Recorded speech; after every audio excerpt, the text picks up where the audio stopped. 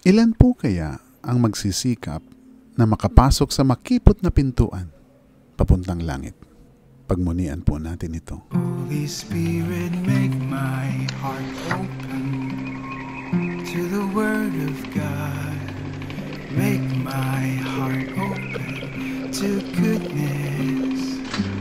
Make my heart open to the beauty of God every day. Amen.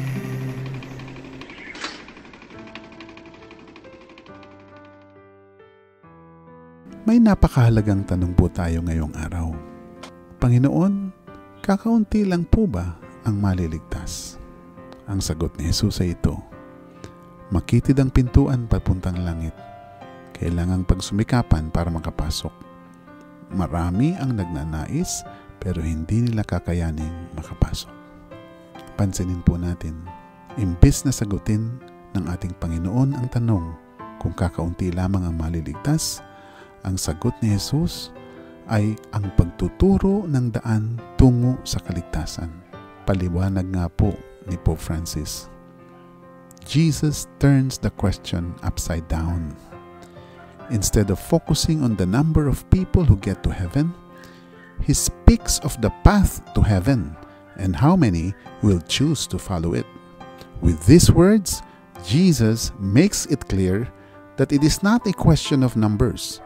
There is no closed number in paradise, but it is a question of going through the right passage, which is there for everyone, but it is narrow. Mayroon po talagang maliligtas. Inihayag na nga po sa Ebanghelyo na si Abraham, Isaac, Jacob at lahat ng propeta ng kaharian ng Diyos ay nasa langit na. Nakapasok na po sila. 10 na mga taong nagsipanggaling pa sa iba't ibang dako mula sa silangan at kanluran at mula sa hilaga at sa timog. Ang mahalagang tanong kung gayon, mga kapatid, ay ito. Paano tayo makararating sa langit? Si Jesus ay may sagot. Ang sagot ni Jesus, makararating tayo sa langit sa pamamagitan ng makitid na pintuan. Paliwanag ni Pope Francis, noong panahon ni Jesus, may malaking pasukan papunta sa syudad, pero may makitid na pintuan din. Tuwing gabi, ang lagusan ay isinasara, maliban sa maliit na pinto na siyang tanging daanan para makapasok at makauwi sa tahanan.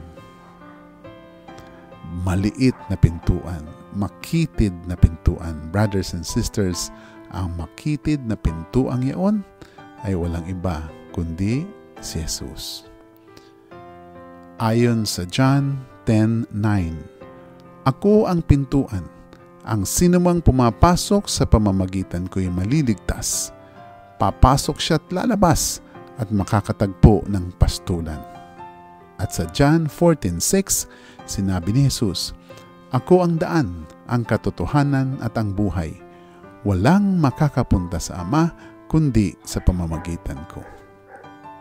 Sinasabi po ni Jesus na para makarating tayo sa Diyos, sa ating kaligtasan, kailangan nating dumaan sa Kanya. Kailangan natin siyang tanggapin at ang Kanyang mga salita. Si Jesus ang makitid na daan at si Jesus ay kayang abutin kahit ng sino man. Sa katunayan pa nga, si Jesus mismo ang nagnanais na makipag-ugnayan tayo sa Kanya. Sa Kanya nagmumula ang unang hakbang. Ipinipresenta pa niya ang sarili niya sa atin. Siya ang unang kumakatok sa pintuan ng ating mga puso. Sa Revelations 3:20, nasa saad, Tingnan mo, nakatayo ako at kumakatok sa pintuan. Kung diringgin ninuman ng aking tinig at bubuksan ang pinto, papasok ako at kakain akong kasalo niya. Mayroon nga pong napakagandang larawan, ang titulo ay The Light of the World na ipininta ni William Holman Hunt. Base dito sa Revelations 3:20. Makikita roon si Jesus na kumakatok sa isang matagal nang nakapinid na pinto. Ang pintuan ay walang bukasan sa labas at maaari lamang buksan kung galing ka sa loob. Si Jesus, mga kapatid, ang unang kumakatok sa atin. Kailangan lang natin siyang pabuksan. Kaya lang, matagal tayong nakakatugon. Matagal natin siyang pinagbubuksan ng pinto. Nasasayang tuloy ang napakaraming pagkakataon na makasalo siya at lalong makilala ng lubos at personal. Pero merong iba nga po na talagang hindi na pinagbubuksan ng Panginoon. Ayaw talagang pagbuksan. Gayunpaman, hindi natatapos ang lahat sa pagbubukas lang ng pintuan ng ating puso para papasukin at makilala si Jesus. Hindi minsanan lang ang pagsisisit pagbabago. Ang paglago ay araw-araw. Ang ugnayan kay Kristo Jesus ay isinasabuhay araw-araw. Ito ang dahilan kung bakit yaong nagsabing, "Kumain po kami at uminom ng kasalo ninyo at nagturo pa kayo sa aming mga lansangan," ay sinabihan pa rin ng Panginoon na hindi ko kayo kilala. Dangan kasi, ang ibang nakilala na si Jesus ay nagayuman naman ng iba pang pintuan. Wika nga ni Pablo, "Talagang napakahangal ninyo. Nagsimula na kayo sa Espiritu at ngayon nais ninyong magtapos sa pamamagitan ng inyong sariling kapangyarihan." Brothers and sisters, hindi nanloloko ng tao si Jesus. Hindi niya sinabing huwag kayong mag-alala. Ang daan sa langit ay isang malawak at magandang lansangan na may malaking pintuan. Hindi. Bagkus ang sabi niya, makitid ang daraanan. Makitid dahil para maligtas, kailangang pakamahalin mo ang Diyos at ang iyong kapwa. At hindi madali iyon. Ika nga po ni Pope Francis, "It is a narrow door because it is demanding. It requires commitment, indeed effort. That is a determined and persevering will to live according to the gospel." Mabuti na lang at napakabait ng Panginoon. Una, maraming pagkakataon ang ibinibigay niya para tayo ay maliligtas at makapasok patungo sa kaharian ng Diyos. Pangalawa, tinutulungan niya tayo. Tinutulungan tayo ng Diyos. Ika nga ni Pope Francis, "For as Christians, this means that we are called to establish a true communion with Jesus, praying, going to church, approaching the sacraments, and nourishing ourselves with His Word. This keeps us in faith, nourishes our hope, and revives our charity." Mapalad ang mga taong patuloy na nagbubukas ng pintuan nila kay Jesus at patuloy na tinatanggap nila si Jesus bilang Panginoon.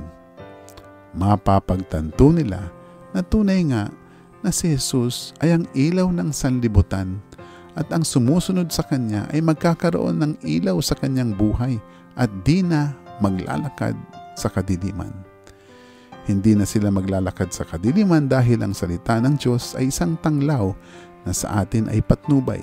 Sa landas nating dinaraanan, liwanag na tumatanglaw. Palagi silang sasamahan ni Jesus at sa pamamagitan ng kapangyarihan ng Espiritu Santo ay magkakamit ng iba't ibang biyaya at kaloob kasama ang pagsuporta ng simbahan at komunidad. Alam ni Jesus kung sino-sino ang nagnanais at nagsusumikap na dumaan sa makitid na pintuan. Kilala niya sila at alam niya ang kanilang mga pangalan.